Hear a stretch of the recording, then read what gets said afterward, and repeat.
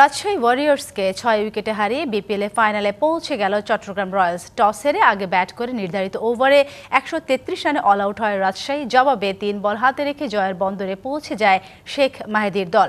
দ্বিতীয় কোয়ালিফায়ারে সিলেটের বিপক্ষে লড়বে নাজমুল শান্তরা।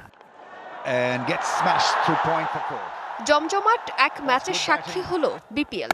এলিমিনেটরে ম্যাচে সিলেটের কাছে ৩ উইকেটে হেরে রংপুরে বিদায় নেওয়ার পর এদিন প্রথম কোয়ালিফায়ারে মুখোমুখি হয় চট্টগ্রাম আর রাজশাহী। সেই ম্যাচটাও এলিমিনেটর ম্যাচের মতোই হয় লো স্কোরিং। এদিন টস জিতে রাজশাহীকে ব্যাটিংয়ে পাঠায় চট্টগ্রাম।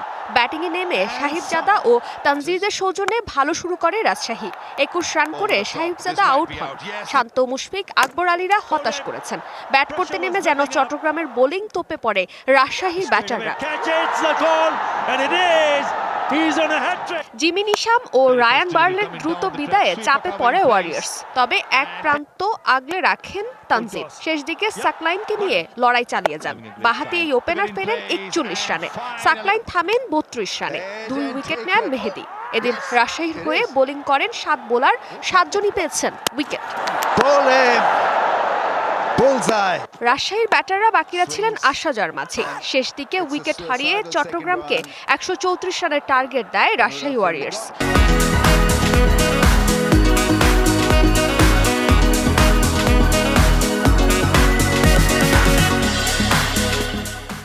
জবাবে শুরুটা ভালো করে চট্টগ্রাম।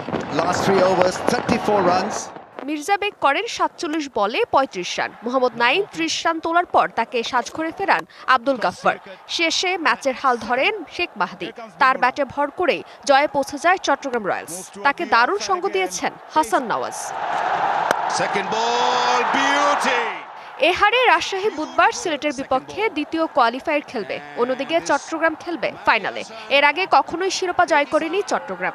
শেষ বিপিএল আসরে বরিশালের কাছে হেরে শিরোপা হাতছাড়া হয় চট্টগ্রামের। তাই এবার জয়ের লক্ষ্য নিয়ে মাঠে নামবে তারা। ফারজানা জাহান প্রিয়া, ডিবিসি নিউজ ডেস্ক।